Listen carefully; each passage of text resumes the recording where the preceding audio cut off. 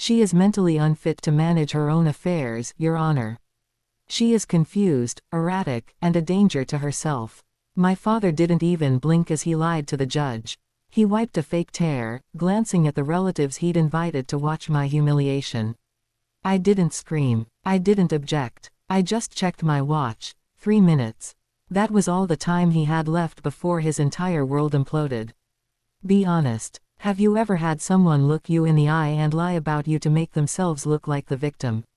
Drop a yes in the comments, if you know exactly how that feels. I want to see how many of us have survived this.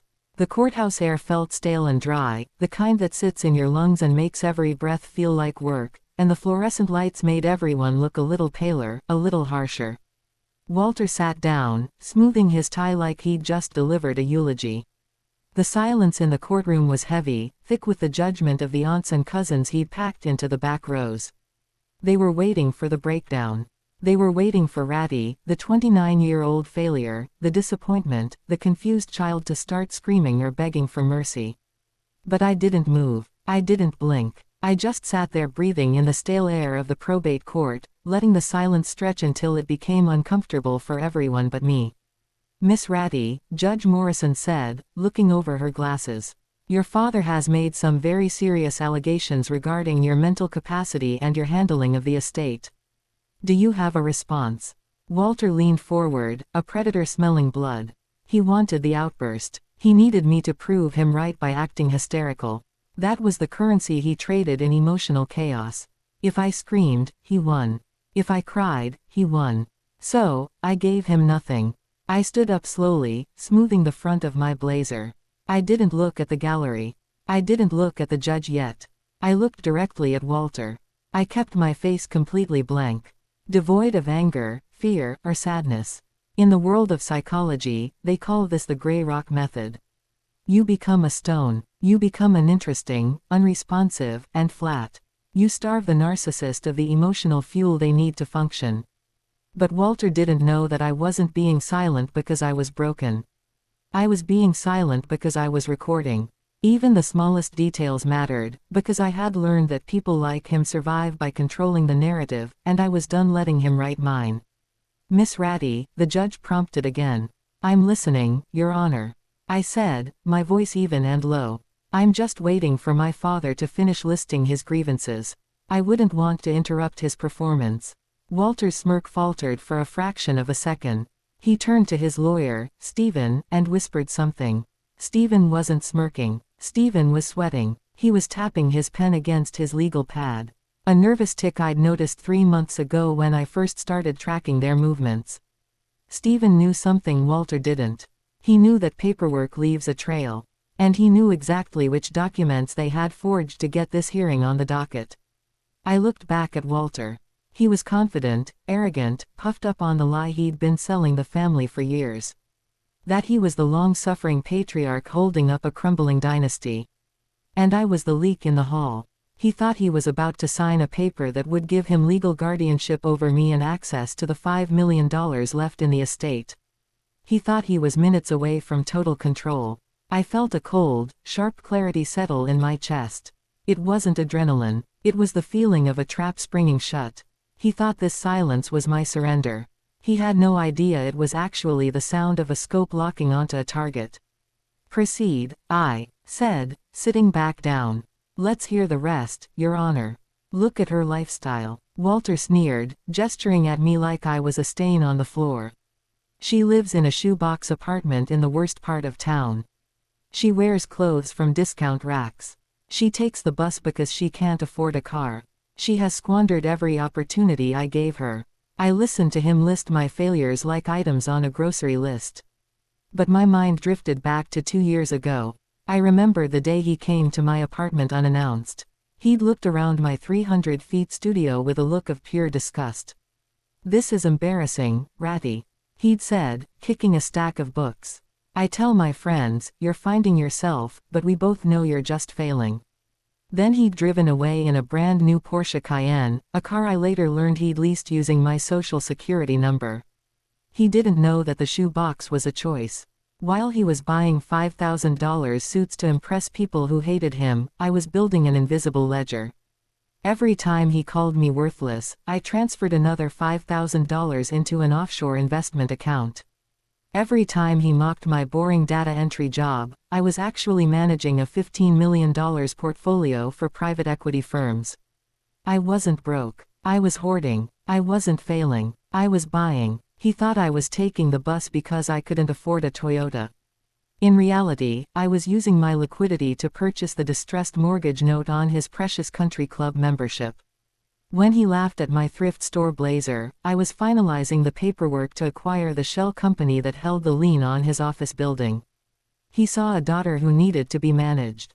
I saw a liability that needed to be liquidated. I also saw what most people miss in courtrooms like this, that the loudest person is often the one hiding the most, and that patience is its own kind of power. She has no concept of financial responsibility. Walter shouted, slamming his hand on the table. I looked at him. Really looked at him. This wasn't a father concerned about his child. This was a parasite panic that its host was drying up. He didn't want a conservatorship because he loved me. He wanted it because he was drowning in debt and I was the only life raft left.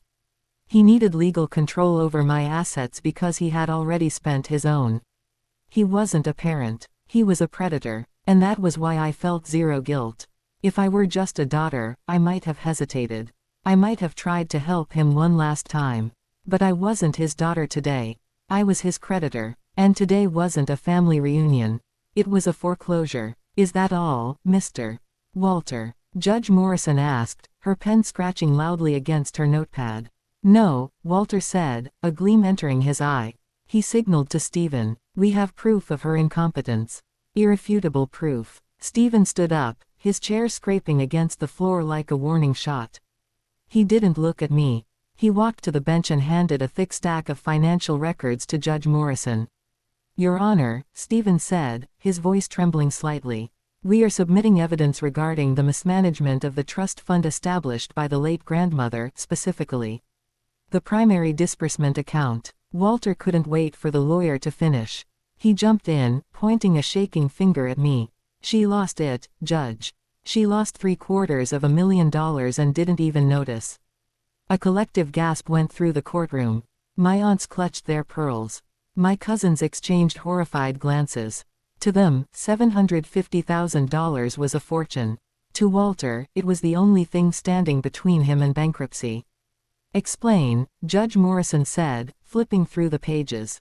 Her face was unreadable. Look at the transfers, Walter shouted, abandoning all pretense of decorum.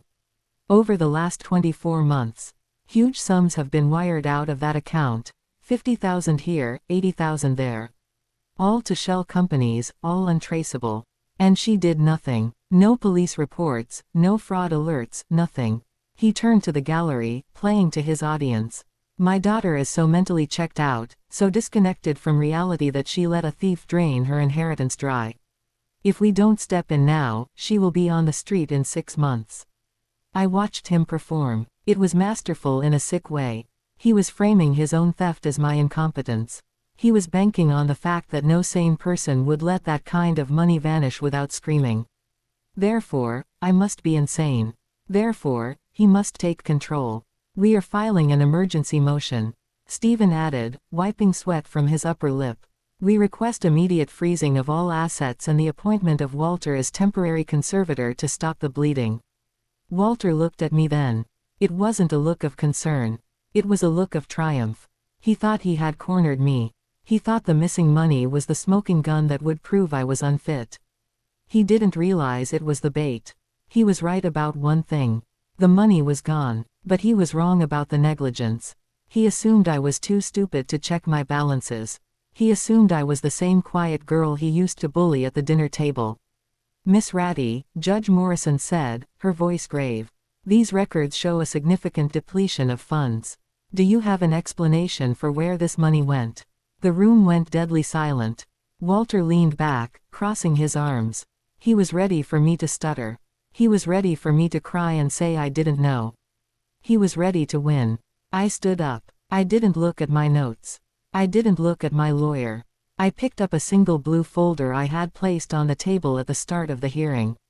I don't have an explanation, Your Honor, I said clearly. I have a map. I walked to the bench and placed the folder in front of Judge Morrison. I didn't rush. I moved with the deliberate slowness of someone who knows the ending of the movie because they wrote the script. My father is correct, Your Honor, I said, turning slightly to face the gallery. The money is gone. $750,000 was transferred out of that trust. I watched every cent leave. Walter let out a bark of laughter. She admits it. She watched it happen and did nothing. She's catatonic. I wasn't catatonic. I corrected him, my voice cutting through his noise like a razor. I was patient. Judge Morrison opened the folder. Her eyes widened as she looked at the first page. It wasn't a spreadsheet. It was a map, a digital footprint visualization. Miss Ratty, the judge said, looking up. What am I looking at? You were looking at the IP logs for every single unauthorized transfer, I explained. I didn't just track the money. I tracked the device. Every transaction originated from a single desktop computer located at 442 Oakwood Drive. That is my father's home address, specifically his study. Walter's face drained of color. He started to stand, but Stephen yanked him back down.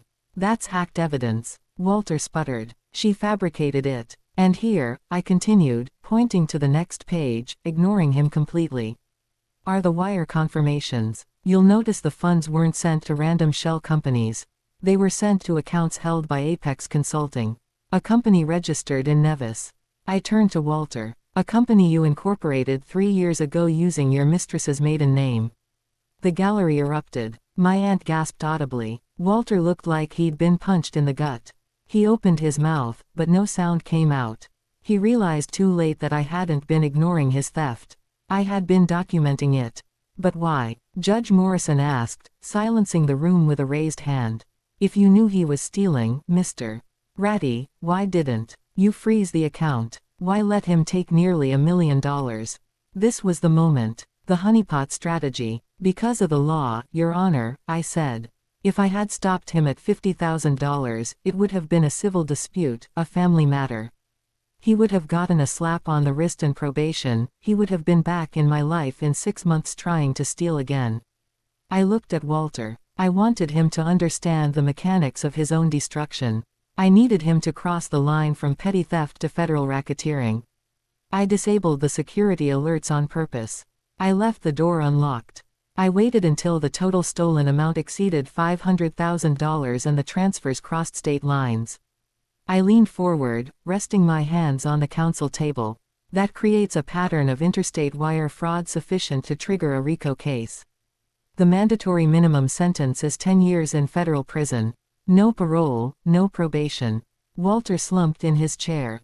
He looked small. He looked like a man who realized he hadn't been robbing a bank. He had been robbing a trap.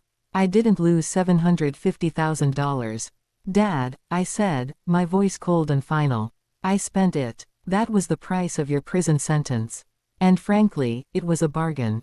Walter was cornered. But a rat is most dangerous when it's trapped. He wiped the sweat from his forehead with a shaking hand and reached into his briefcase. He pulled out a single sheet of paper. Yellowed slightly at the edges. She's lying, he said, his voice gaining strength. She authorized every transfer. She just forgot. He handed the document to the bailiff who passed it to the judge. Walter turned to the gallery, his confidence returning like a fever. This is a power of attorney document, signed and notarized 2 years ago. It explicitly grants me full control over that specific trust account to manage family investments. She signed it right after her grandmother died because she was too overwhelmed to handle the finances. Judge Morrison examined the paper. She frowned. The signature looks authentic. It is authentic, Walter said, smiling for the first time in 10 minutes. She signed it. She just doesn't remember. This proves my point, Your Honor. Her memory is gone. She's dissociating. She creates these paranoid fantasies about RICO cases because she can't face the reality that she gave me permission. The room shifted again. I saw my cousins whispering. Maybe he's right. Maybe she is confused. Even Stephen, the sweaty lawyer, sat up straighter, looking hopeful. If that document held up, the theft wasn't theft. It was authorized management. My RICO case would evaporate. The honeypot would be useless. Judge Morrison looked at me. Miss Ratty, is this your signature? I recognized the document instantly. 2 years earlier, buried in funeral paperwork. Walter had slipped it in front of me. I signed without reading, a mistake that started the war. It looks like my signature, I said. Walter pounced. See, she admits it. She's forgetful. She needs a guardian. He thought he'd won. I let him enjoy the illusion for one breath. Then I opened my bag and handed over a second folder. That form gives you control of one account, I told him calmly. But it doesn't give you a place to live. I revealed the truth. I had quietly bought his law office building and he hadn't paid rent in months. Eviction was filed that morning. I also bought the note on his house. I own your office. I own your home. I own your debt. I said, you came to take guardianship. You're leaving as my tenant. He crumbled. The courtroom watched his ego collapse. I slid a withdrawal and confession across the table. Sign it. 30 days to leave. Refuse. And the locks changed by noon. He signed, muttering that I would always owe him. The doors burst open. Federal marshals entered with the U.S. attorney. Walter was arrested on the spot. Perjury, activating a sealed indictment I had tipped off months earlier. No one defended him as he was dragged out. Outside, the sky felt cleaner. I finalized the sale of his house, deleted his number, and walked away. Peace isn't given, you take it. And sometimes the strongest move is letting them bury themselves. In the court, my dad declared she has lost her mind, until the judge leaned forward and